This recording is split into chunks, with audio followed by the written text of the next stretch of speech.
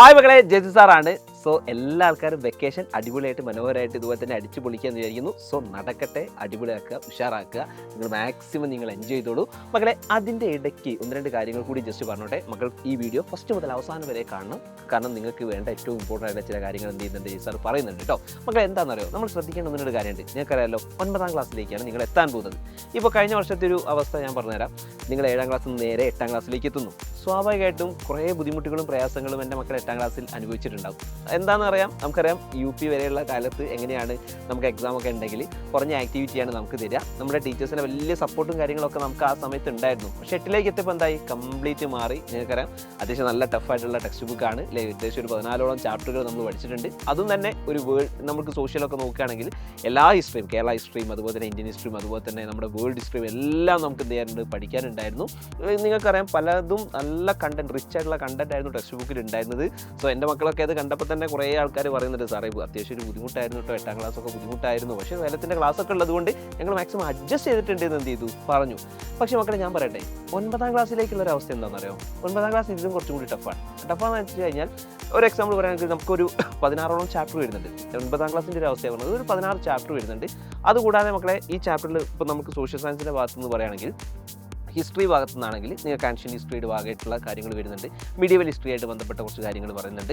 അതേപോലെ തന്നെ മോഡേൺ ഹിസ്റ്ററിയുടെ ഭാഗങ്ങൾ എന്ത് ചെയ്യുന്നുണ്ട്, വരുന്നുണ്ട്. അതേപോലെ തന്നെ നമുക്ക് ജോഗ്രഫി ആണെങ്കിൽ ഇന്ത്യൻ ജോഗ്രഫി ഒരു സ്ട്രക്ചർഡ് ആയിട്ട് എന്ത് ചെയ്യുന്നുണ്ട്, പഠിപ്പിക്കുന്നുണ്ട്. ഞാൻ പറയട്ടെ, ഈ 9ൻ്റെ ഒരു പ്രാധാന്യം മനസ്സിലാക്കേണ്ടത്, 9-നകത്തുള്ള സോഷ്യൽ സയൻസിനകത്ത് ജോഗ്രഫി ഭാഗങ്ങൾ നിങ്ങൾ പഠിച്ചു കഴിഞ്ഞാൽ മക്കളെ, ഞാൻ ഷുവറായിട്ട് ഞാൻ പറയുന്നു, നിങ്ങൾക്ക് ഭാവിയിൽ ഒരു PSC എക്സാം ഇതാണെങ്കിൽ നിങ്ങൾക്ക് ഷുവറായിട്ട് PSC കിട്ടും. അത് എന്തുകൊണ്ട് പറയുന്നു അറിയോ, PSC എക്സാമിനകത്ത് ഏറ്റവും ഇമ്പോർട്ടൻ്റ് ആയിട്ട് വരുന്ന ഒരു ഭാഗമാണ് ഇന്ത്യൻ ജോഗ്രഫി. അതായത് ഇന്ത്യൻ ജോഗ്രഫി കൃത്യമായിട്ട് സ്ട്രക്ചർഡ് ആയിട്ട് നമ്മൾ എന്ത് ചെയ്യുന്നുണ്ട്, പഠിക്കുന്നുണ്ട്. അതായത് ഏറ്റവും ടോപ്പിലുള്ള ഹിമാലയം, നിങ്ങൾക്കറിയാമല്ലോ, ഹിമാലയം മൗണ്ടൻ റേഞ്ചസ് ഒക്കെ അറിയാലോ, അത് മുതൽ ഏറ്റവും താഴെ കിടക്കുന്ന ഈ പറയുന്ന കോസ്റ്റൽ ഏരിയ, അതല്ലെങ്കിൽ നമ്മുടെ പ്രധാനപ്പെട്ടുള്ള ഐലൻഡുകൾ അല്ലെങ്കിൽ ദ്വീപുകൾ വരെ, അതെല്ലാം കംപ്ലീറ്റ് ആയിട്ട് നമുക്ക് പല പല ചാപ്റ്ററുകളായിട്ട് എന്ത് ചെയ്യുന്നുണ്ട്, പഠിക്കുന്നുണ്ട്. അപ്പോൾ സ്ട്രക്ചർ ആയിട്ടുള്ളൊരു പഠനം പഠിച്ചാൽ ഉറപ്പാണ് നിങ്ങൾക്ക് ഭാവിയിൽ എന്ത് ചെയ്യും, ഉപകാരപ്പെടും. നിങ്ങളുടെ ടെക്സ്റ്റ് ബുക്കാണ് പല ആൾക്കാരും ഈ കോമ്പറ്റേറ്റീവ് എക്സാമുകൾക്ക് വേണ്ടി, ഞാൻ നേരത്തെ പറഞ്ഞതുപോലുള്ള PSC എക്സാമുകളായിക്കോട്ടെ, അല്ലാത്ത വലിയ UPSC എക്സാമുകളായിക്കോട്ടെ, അതിനൊക്കെ നിങ്ങളുടെ ടെക്സ്റ്റ് ബുക്ക് എന്ത് ചെയ്യുന്നുണ്ട്, യൂസ് ചെയ്യുന്നുണ്ട്. അപ്പോൾ തന്നെ നിങ്ങൾക്ക് ഓർക്കാൻ പറ്റും, അത്യാവശ്യം റിച്ച് ആയിട്ടുള്ള കണ്ടന്റാണ് 9ാം ക്ലാസ്സിൽ എന്ത് ചെയ്യുന്നത്, നിങ്ങളെ കാത്തിരിക്കുന്നത്.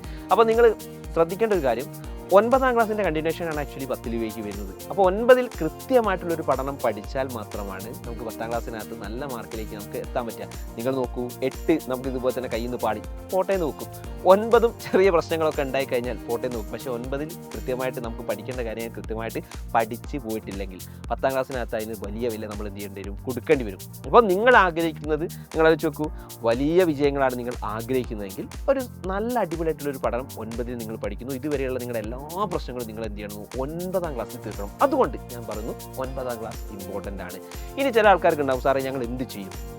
കാരണം പല ട്യൂഷൻ സെൻ്ററുകളും, ഇപ്പോൾ നാട്ടിലുള്ള പല ട്യൂഷൻ സെൻ്ററിലും അവർ ഇമ്പോർട്ടൻസ് കൊടുക്കുന്നത് എത്രാം ക്ലാസ്സിലാണ്, SSLCക്കാണ് ഇമ്പോർട്ടൻസ് കൊടുക്കുന്നത്. ഞങ്ങളിപ്പോൾ ട്യൂഷന് പോയി കഴിഞ്ഞാലും അവിടെ ഞങ്ങൾക്ക് വിചാരിച്ചത് പരിഗണനയോ കാര്യങ്ങളോ ചെയ്യുന്നില്ല, കിട്ടുന്നില്ല. അങ്ങനെയുള്ള ബുദ്ധിമുട്ടുണ്ടാവും. പിന്നെ ചില ആൾക്കാർക്ക് സാമ്പത്തികമായിട്ടുള്ള ബുദ്ധിമുട്ടുകളും പ്രയാസങ്ങളും ഉണ്ടാവും, ഓഫ് കോഴ്സ് ഉണ്ടാവും. ഞാൻ പറഞ്ഞു മക്കളെ, അങ്ങനെയൊക്കെയുള്ള ആൾക്കാർക്കാണെങ്കിൽ അതിനുള്ളൊരു ബെറ്റർ സൊല്യൂഷനാണ് സൈലം നിങ്ങൾക്ക് വേണ്ടി. അതായത് കേരളത്തിലുള്ള എല്ലാ ആൾക്കാരും പഠിക്കട്ടെ, എല്ലാ മക്കളും പഠിക്കട്ടെ, അതിൻ്റെ ഒരു ആശയമായിട്ടാണ് സൈലത്തിൻ്റെ ഏറ്റവും കിഡിലൻ ബാച്ച് 9ാം ക്ലാസ്സിലെ മക്കൾക്ക് വേണ്ടി ഇൻട്രൊഡ്യൂസ് ചെയ്യുന്നത്. അതെല്ലാവർക്കും അറിയാം, അതാണ് നിഞ്ച ബാച്ച് എന്ന് പറയുന്നത്. മക്കളെ, ഈ നിഞ്ച ബാച്ച് ആണെങ്കിൽ ഈ വർഷം ഉണ്ടല്ലോ, നിങ്ങൾക്ക് വേണ്ടി ഒരുപാട് ഇമ്പോർട്ടൻ്റ് ആയിട്ടുള്ള ചില ഫീച്ചേഴ്സുകൾ, അടിപൊളിയായിട്ടുള്ള ഫീച്ചേഴ്സുകൾ എക്സ്ട്രാ വരുന്നുണ്ട്. അതിൻ്റെ കൂടെ തന്നെ ചില പ്ലാനുകൾ നിങ്ങൾക്ക് മുമ്പിലേക്ക് വെക്കുകയാണ്. 3 പ്രധാനപ്പെട്ട പ്ലാൻ. അപ്പോൾ നിങ്ങൾ നോക്കണേ, 3 പ്ലാൻ എന്ന് പറഞ്ഞാൽ നിങ്ങൾക്ക് എല്ലാ ആൾക്കാരും ഇതിൻ്റെ ഭാഗമായിട്ട് മാറണം, സൈലത്തിൻ്റെ ഭാഗമായിട്ട് അല്ലെങ്കിൽ നിഞ്ചയുടെ ഭാഗമായി മാറണമെന്ന് അത്രയേറെ സൈലത്തിന് ആഗ്രഹമുള്ളത് കൊണ്ടാണ് നിങ്ങൾക്ക് വേണ്ടി 3 പ്ലാനുകൾ എന്ത് ചെയ്യുന്നത്, സൈലം നൽകുന്നത്. അതിൽ ഫസ്റ്റ് പ്ലാൻ എന്ന് പറഞ്ഞാൽ ഒരു ബേസ് പ്ലാനാണ്. ഫസ്റ്റ് ബേസ് പ്ലാനാണ്.